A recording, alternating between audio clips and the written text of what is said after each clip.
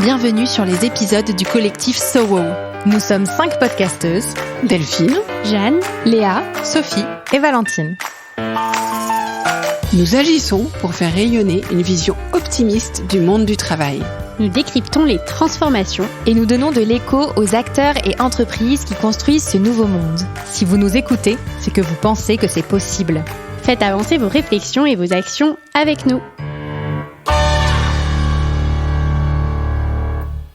Bonjour mes chers chefs, je suis heureuse de vous retrouver pour un nouvel épisode avec le collectif So Wow. Aujourd'hui, avec Léa, Delphine et Valentine, nous poussons la porte des bureaux de notre partenaire Yemanja. Nous vous embarquons pour une visite immersive dans leurs nouveaux locaux fraîchement inaugurés et plus largement de leur univers. Nous avons profité de cet épisode pour interroger Quentin et Marie, les fondateurs de Yemanja, sur la manière dont le bureau joue un rôle dans la culture de l'entreprise et donc sur les thèmes qui nous ont intéressés cette année, notamment l'engagement des collaborateurs, leur santé mentale et le lien. Voilà, assez parlé, place à la visite. Bonne écoute de cet épisode du collectif So Wow avec Yemanja. Attention, je sonne.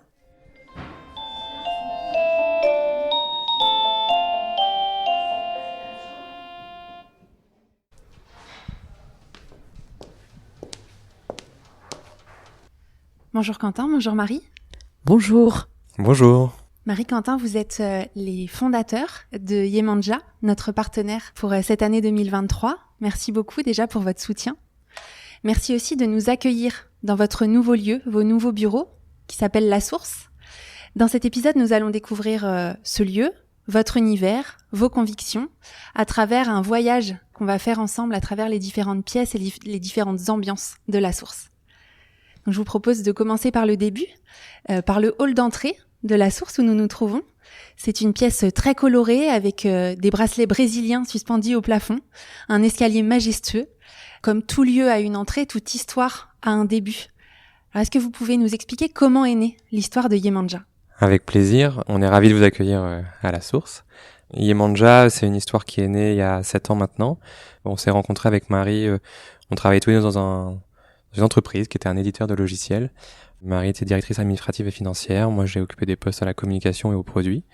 Et puis, cette entreprise a déménagé. Et un jour, on a cherché des architectes capables de réaliser nos rêves les plus fous dans ces bureaux. Et on ne les a pas trouvés. Donc, on a décidé de le faire en interne dans cette entreprise. Et on a créé des bureaux qui étaient prévus, pensés, imaginés pour l'équipe, qui avait la culture d'entreprise qui était imprégnée partout dans les bureaux. Et donc on a créé ce lieu qui a été un énorme succès en interne d'abord pour les équipes et un énorme succès en externe. Et donc cette histoire, cette première expérience qu'on a eue nous a donné envie par la suite de répliquer ce modèle pour d'autres personnes, d'autres projets, avec cette idée de penser que la culture était importante à mettre en avant dans les bureaux. Alors on comprend à travers l'histoire que vous commencez à nous raconter que vous n'êtes pas architecte, vous n'êtes pas né les pieds, les mains, le cœur dans les bureaux, dans les environnements de travail. Alors pourquoi créer des lieux, créer des environnements de travail, c'est devenu votre mission ? Je dirais que, comme a raconté Quentin en racontant la création d'Yemanja, on s'est aperçu que les bureaux sont un outil RH. Et les problématiques RH, ça m'intéresse, ça nous intéresse. Ça a un impact énorme sur le bien-être de l'équipe, sur la manière dont les collaborateurs vont se sentir au bureau, interagir. Et ça nous a énormément fasciné, intéressé de voir comment le lieu peut influencer le fonctionnement d'une équipe et devenir un outil RH. Y compris, et en bonus, je dirais, l'idée que le lieu peut être le berceau de la culture de l'entreprise. Et donc, le lieu qui va porter cette culture va lui aussi faire partie directement du développement de l'entreprise. C'est une conviction que vous aviez avant de réfléchir au lieu de votre ancienne entreprise, ou c'est quelque chose que vous avez découvert vraiment en menant ce projet par vous-même à la place des architectes que vous n'aviez pas trouvé, comme tu l'expliquais, Quentin ? Pour ma part, c'était une découverte complète. Pour moi, un aménagement de bureau, c'était une problématique administrative, un peu technique aussi. J'avais pas du tout mesuré cet enjeu RH. Je pense que toi, Quentin, tu avais quand même observé, outre-Atlantique notamment, une tendance déjà à utiliser le bureau comme lieu de culture d'entreprise. Ouais, moi je pense que depuis le début, depuis que je travaille, je suis assez porté sur le fait que le bureau doit incarner quelque chose pour l'entreprise. Il peut incarner énormément de choses, il peut incarner des valeurs, une culture de marque, mais je suis assez convaincu que ça doit représenter et dire quelque chose, et que ça peut pas, qu'il est fini le temps où on fait des bureaux pour faire des bureaux et on accueille des postes de travail.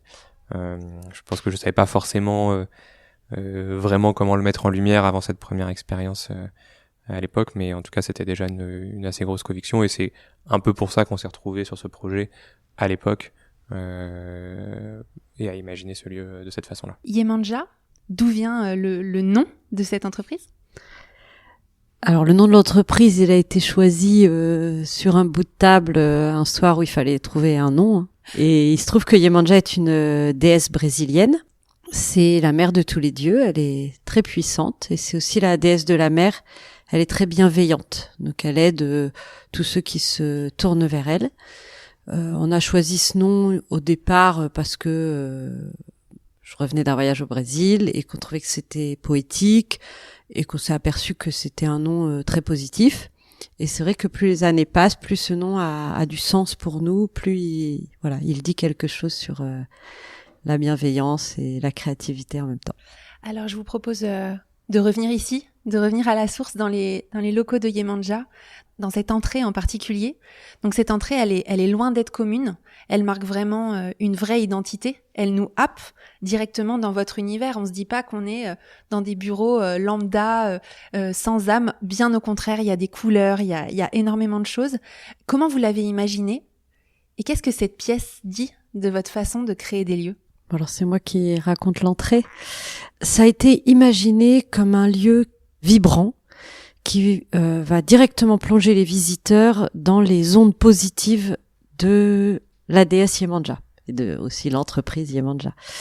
Donc l'idée de l'entrée, c'est qu'elle raconte l'histoire. Elle a pas d'autre fonction, en tout cas dans sa conception, que celle d'accueillir nos visiteurs et donc de les plonger dans notre histoire. Tous les autres espaces ensuite ont un usage fonctionnel pratique. Là vraiment c'était vous êtes ici, on va vous raconter une histoire et on veut que vous vous sentiez bien. Donc on a mis des drapés qui donnent l'idée qu'on est dans les drapés de la déesse. Les bracelets au plafond, enfin les rubans sont un clin d'œil aux pratiques qu'on peut voir sur les églises à Salvador de Bahia, et donc un clin d'œil au Brésil. Donc l'idée est pas de dire bienvenue, vous êtes au Brésil, mais voilà de commencer à raconter une histoire. Et l'idée c'est que l'ensemble soit un peu vibrant pour faire vivre ces ondes. Bah c'est réussi. Merci beaucoup. Je laisse la parole à Léa pour la suite de la visite.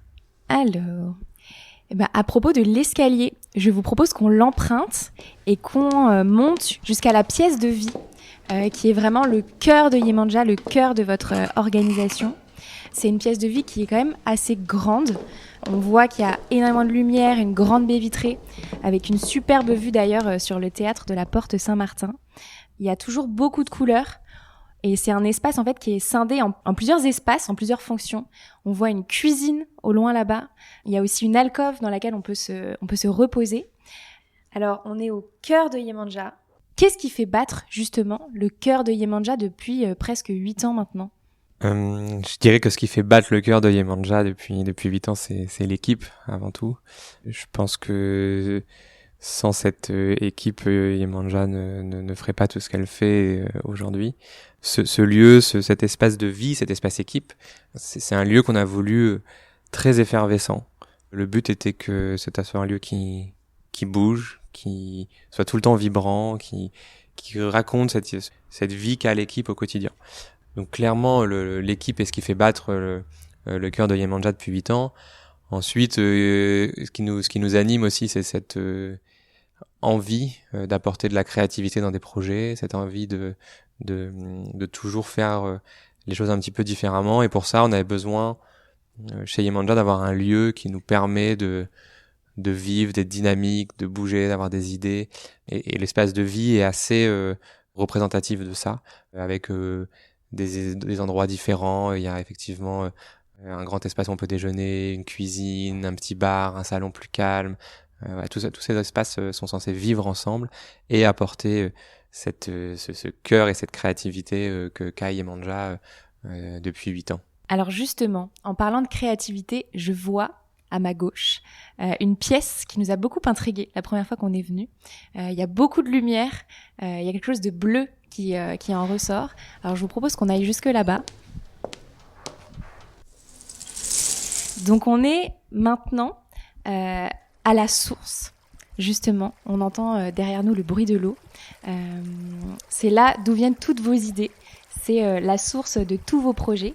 Est-ce que vous pouvez nous expliquer pourquoi la source et où est votre source à vous?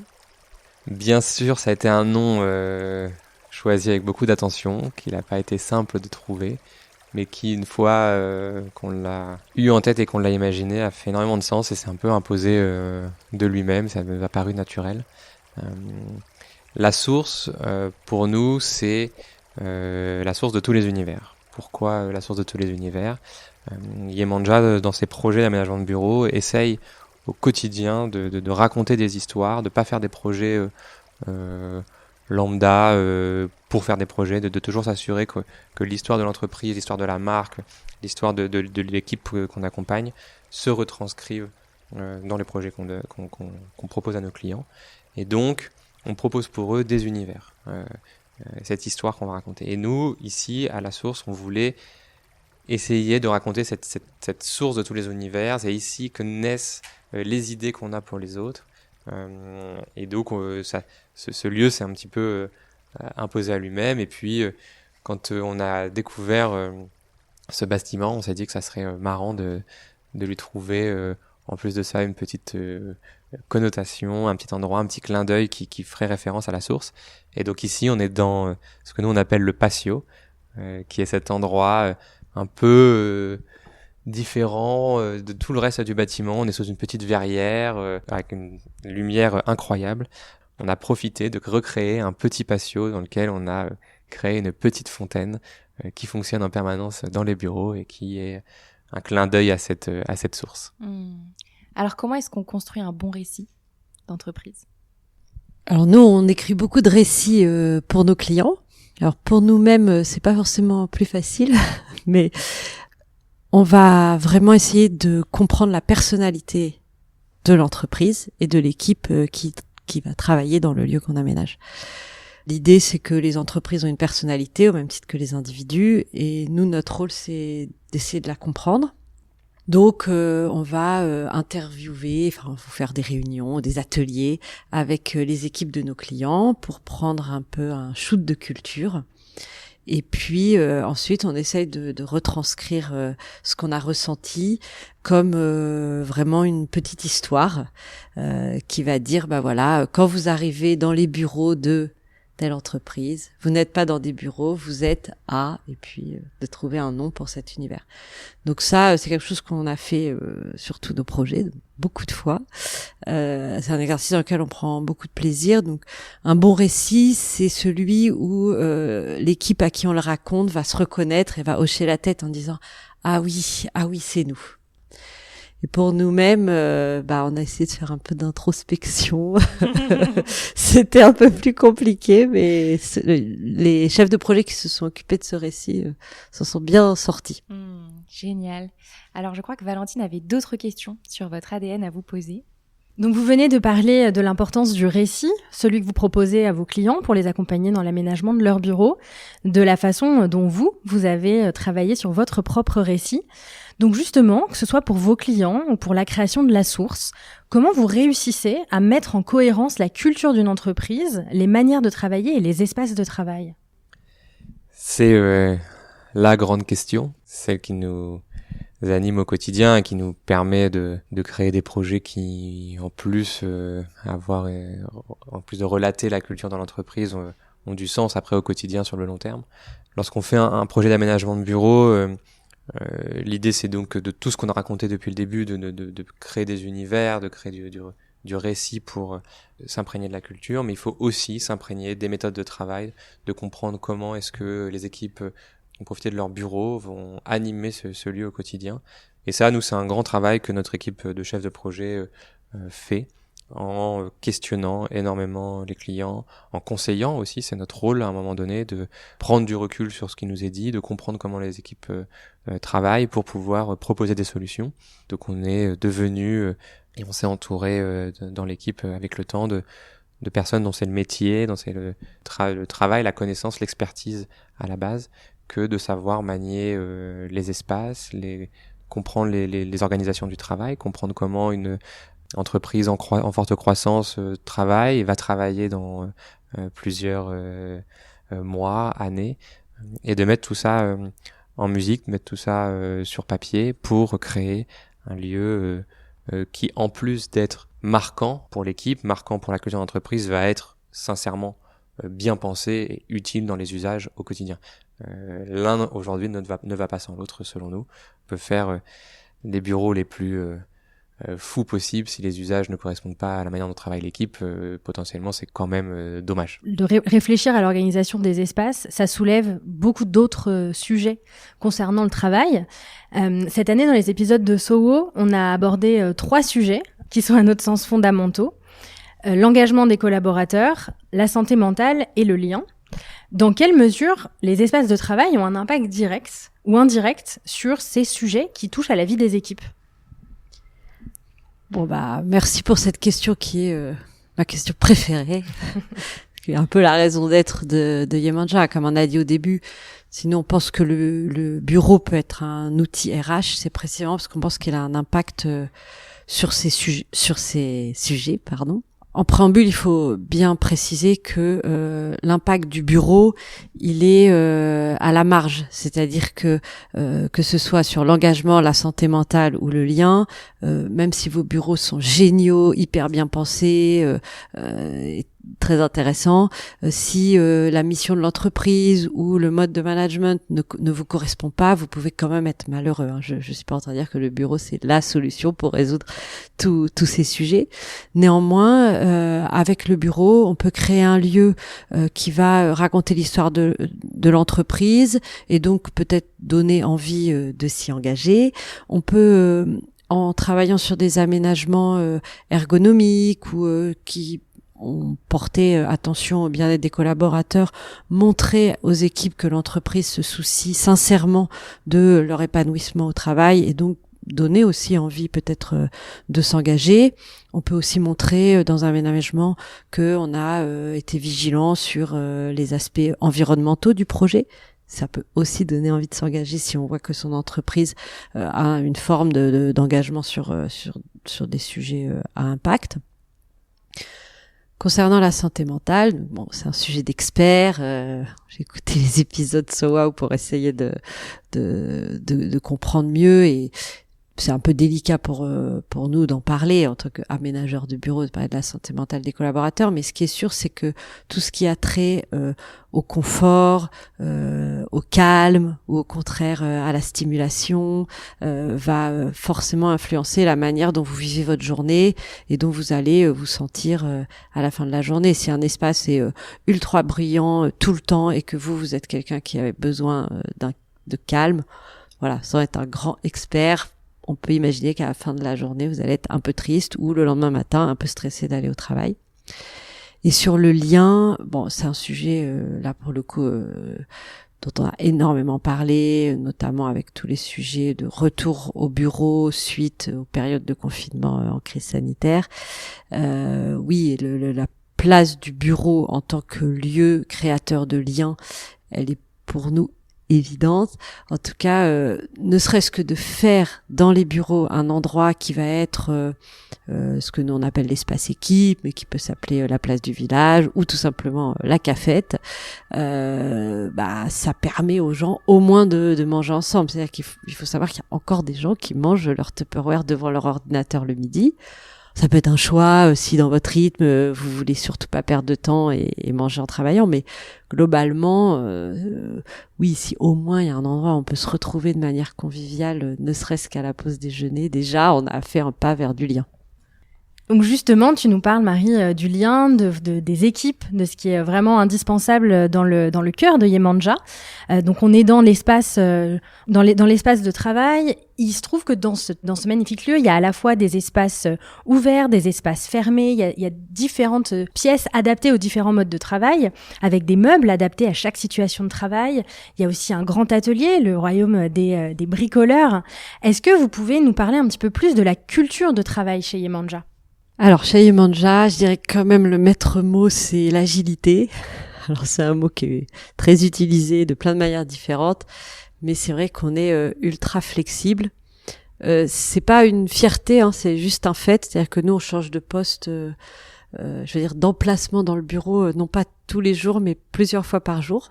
Alors parfois c'est un peu trop, parce qu'en fin de journée, vous cherchez où j'ai mis mon cahier, où j'ai mis mon sac. Enfin, mais globalement, c'est vrai qu'on bouge beaucoup. Pourquoi ? Parce que sur tous les métiers, que ce soit les bricoleurs ou les chefs de projet, on travaille en binôme et avec des binômes qui changent selon les projets et on travaille sur plusieurs projets en même temps. Donc au cours d'une journée, vous pouvez avoir un travail à faire avec un bricoleur sur un élément sur mesure sur lequel il y a besoin de travailler, avec le responsable administratif et financier pour regarder la situation financière de votre projet, avec votre binôme pour créer un univers pour votre client. Et donc l'idée, c'était de permettre un maximum de fluidité, de flexibilité, sans se gêner. Ça, c'est le deuxième sujet, c'est-à-dire que alors on est assez à l'aise, il n'y a pas de sujet de confidentialité, donc on s'interpelle très facilement, on va discuter dans l'open space, mais ça a ses limites. C'est-à-dire qu'au bout d'un moment, il faut pas non plus gêner votre collègue qui essaye, de préparer un devis cohérent pour son client. Donc on a voulu créer des espaces dédiés au travail en binôme. Donc c'est ces petits espaces un peu que nous on pense un peu nouveaux qu'on a créés en marge des open space pour vraiment dire ok, si vous travaillez tous les deux pendant 2 heures, vous allez papoter, vous allez dans un espace binôme qui sont pas des espaces fermés parce qu'on peut avoir un peu de bruit autour de nous. On a voulu aussi créer des stations avec des postes fixes, peut-être plus puissants et très ergonomique avec un travail sur les assises, la hauteur d'assises. Par exemple, si vous avez un travail à faire sur une 3D qui va vous prendre un certain temps et une certaine concentration. Une salle de travail en silence quand même, parce que on aime beaucoup le travail en binôme, mais on a aussi parfois besoin de se concentrer sur de la lecture ou de l'écriture ou du calcul. Donc voilà, je sais pas si j'ai bien répondu à ta question, mais c'est vraiment autant de postures que je pense que ce qui existe dans des bureaux. Et est-ce que tu peux nous dire un mot sur le royaume des bricoleurs, qui est quand même très important, ça fait vraiment partie de votre ADN d'avoir cet atelier. Est-ce que vous pouvez nous en dire quelques mots ? Oui, depuis le premier jour, c'était très important pour Yemanja d'inclure cet atelier des bricoleurs. Donc les bricoleurs, c'est une équipe chez nous qui est en charge de réaliser les parties sur mesure de nos projets et la personnalisation. Pour ça, c'est une équipe qui a besoin de machines, de matériel, d'équipements qui vont lui permettre de travailler le bois, le métal ou tout autre matériau qu'on peut utiliser. Notamment dans le cadre de notre projet ici, pour la source, on a aussi fait beaucoup d'expérimentations avec des matériaux durables ou éco-responsables. Et donc, tout ce travail, il doit être fait à un endroit où on peut expérimenter, salir, tester, etc. Et donc, notre équipe de bricoleurs a cet atelier qui est en gros au rez-de-chaussée de nos bureaux. Voilà, c'était très important pour nous de garder ce rapport de proximité entre les équipes de chefs de projet, les équipes de bricoleurs, pour amener cette agilité dont parlait Marie au quotidien et amener ce travail en équipe qui pour nous, on pense, est très enrichissant et nourrissant pour les projets qu'on va créer. Alors on va continuer la visite pour nous rendre dans la salle de pitch qui s'appelle The Drop et je vais passer le micro à Delphine pour poursuivre. Alors, on vient d'arriver dans une de nos pièces coup de cœur. En fait, c'est une forme de petit amphithéâtre avec des canapés rose poudrés, un arbre, un grand écran et une bibliothèque en forme d'échafaudage. Alors, c'est encore un autre univers, une autre facette de l'identité d'Yemanja qu'on découvre ici. Et c'est ici que vous recevez vos clients pour des présentations. Quelle expérience vous souhaitez faire vivre à vos clients ? On a envie de les surprendre, par exemple avec le patio et la petite fontaine. Il y a un petit effet de surprise. C'est vrai que sur le chemin, effectivement, on a envie de s'arrêter d'ailleurs dans le patio avec la fontaine, personnellement. Voilà, donc ça, on espère leur faire vivre cette expérience qui devrait un petit peu marquer les esprits, en tout cas marquer la singularité de Yemanja. Et après, dans cette salle de pitch que tu as décrite, on voudrait démarrer notre relation de confiance avec notre client. L'idée, c'est que ils aient confiance, déjà dans notre niveau technique et notre capacité à réaliser des espaces. Donc c'est une pièce dont on estime que elle a des belles finitions et un certain niveau de standing justement pour inspirer confiance même aux clients les plus exigeants. Mais aussi, on espère qu'elle est suffisamment conviviale et chaleureuse pour démarrer une relation de confiance. On pense que c'est la clé d'un projet réussi. Confiance entre le client et nous. Ça veut dire qu'on se dit tout, les bonnes nouvelles, les mauvaises nouvelles, ce qui nous plaît, ce qui nous plaît pas. Et donc, on va ici instaurer un climat qui va démarrer cette relation comme ça. Alors, puisqu'on est dans cette pièce et qu'on parle de vos clients, je voulais revenir sur un point. Le rapport au travail a complètement changé ces dernières années, et les rapports au lieu de travail aussi. Quels sont aujourd'hui les besoins dont vos clients vous font part par rapport au lieu de travail ? Peut-être aussi dans les usages, qu'ils soient j'ai envie de dire qu'ils soient les usages primaires, comment on travaille, mais aussi de comment on s'y retrouve, etc. Qu'est-ce que vous disent vos clients ? Là où il y a 4-5 ans, on voulait ramener de la culture dans les bureaux pour assurer une cohérence entre la vision, la mission de l'entreprise et ses bureaux. Aujourd'hui, les besoins, les envies, la recherche de réalisation d'un projet d'aménagement de bureau sont vraiment différentes suivant les entreprises. On a en ce moment quand même un petit sujet qui est assez récurrent de comment est-ce qu'on fait revenir les équipes au bureau. Le télétravail a souvent été adopté avec beaucoup d'entrain, beaucoup de confiance, beaucoup d'envie par les entreprises, mais voilà, tous ces sujets dont on parlait, le lien, l'engagement, la santé mentale, on s'est aussi rendu compte que le bureau pouvait participer à améliorer l'expérience des collaborateurs dans l'entreprise et parfois dans leur vie personnelle.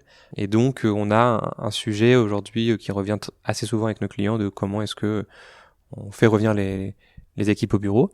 Après, l'idée n'est pas de les faire revenir comme on faisait avant.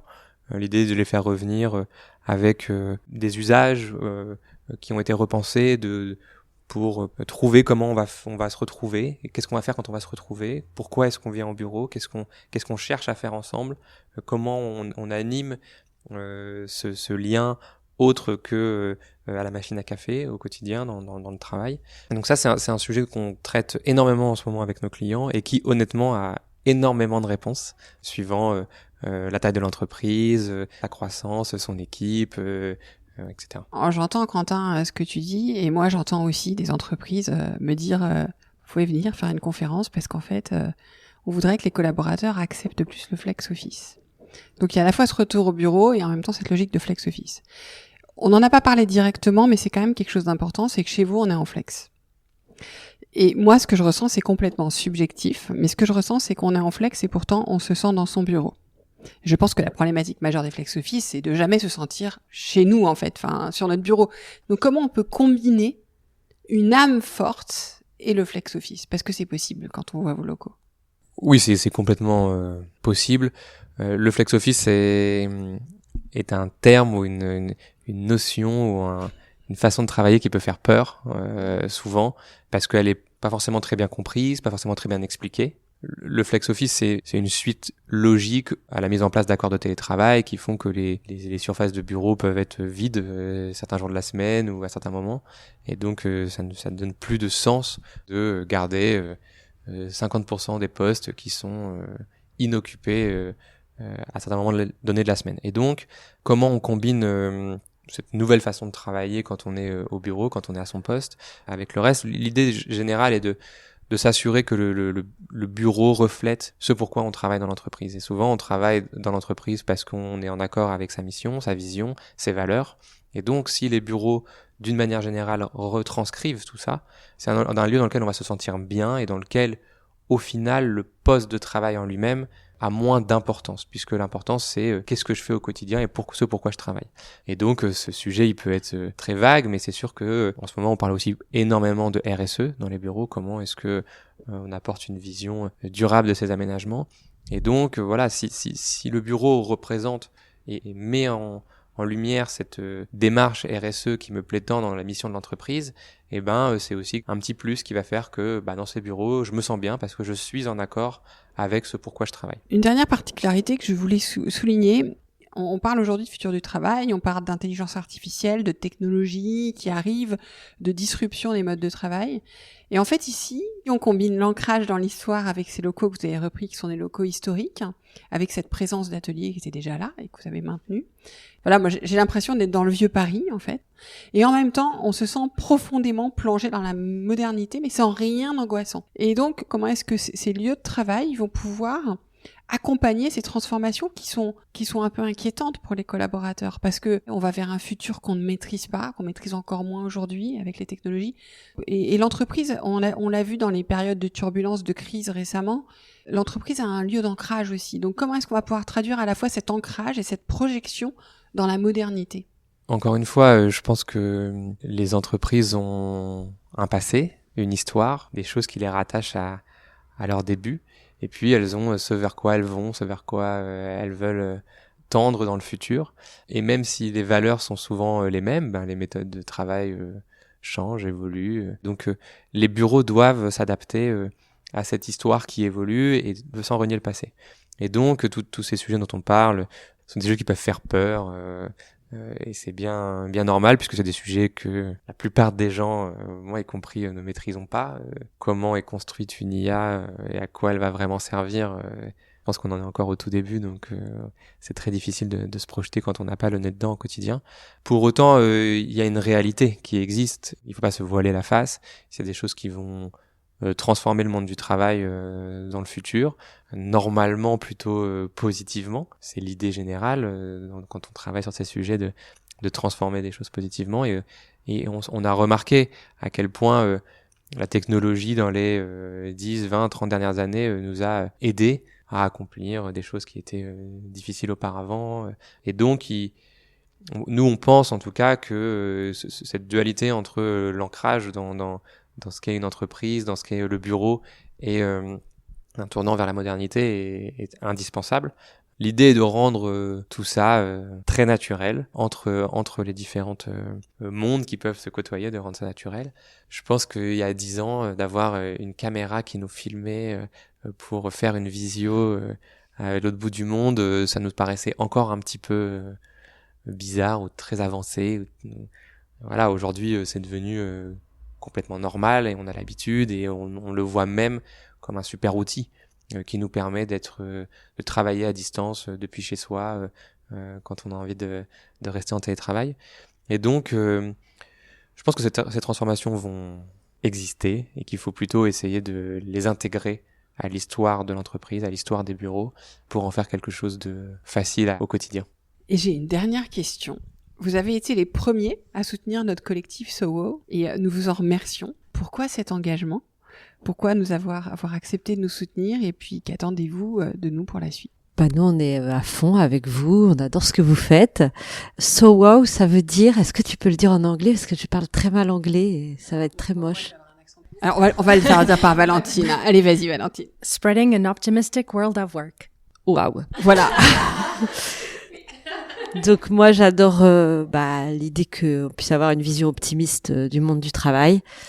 vous faites ce collectif et nous sommes là parce que nous nous intéressons au monde du travail, parce que nous pensons que le travail a une place importante dans nos vies et que donc s'intéresser au mode de travail, c'est important. On entend beaucoup de choses négatives, difficiles, beaucoup de problèmes, et beaucoup de craintes. De démarrer un collectif en disant qu'on va avoir une vision optimiste, nous on adore.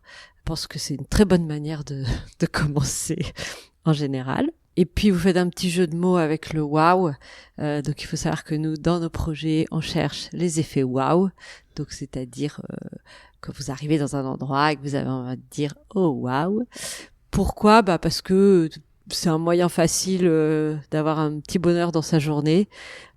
Tout de suite rentrer dans quelque chose de plus optimiste. Donc pour nous ça c'était le point de départ, le nom que vous avez choisi pour le collectif. Et sinon plus sérieusement, c'est ce que j'ai dit, de poursuivre la réflexion sur les modes de travail. Et un point important, c'est que c'est un optimisme pragmatique et je pense que vous le partagez, c'est-à-dire qu'on ne nie pas ce qui se passe, mais on choisit d'avoir l'espoir d'un avenir meilleur tout en restant dans l'action et de manière pragmatique.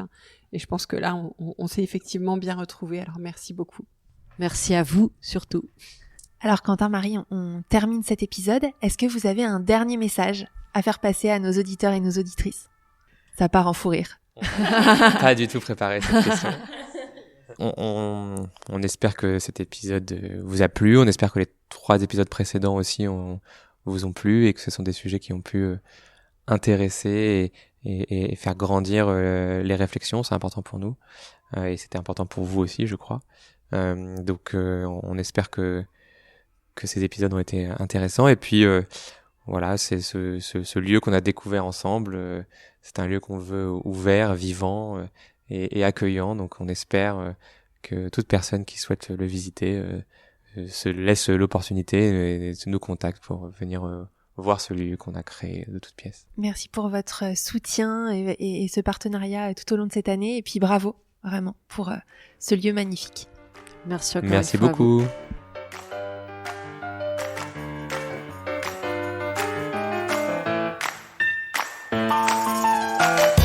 Merci de nous avoir écoutés. À bientôt pour la suite de nos explorations. Retrouvez-nous sur nos podcasts et sur la page LinkedIn du collectif SoWo. Si vous avez envie de construire avec nous, contactez-nous.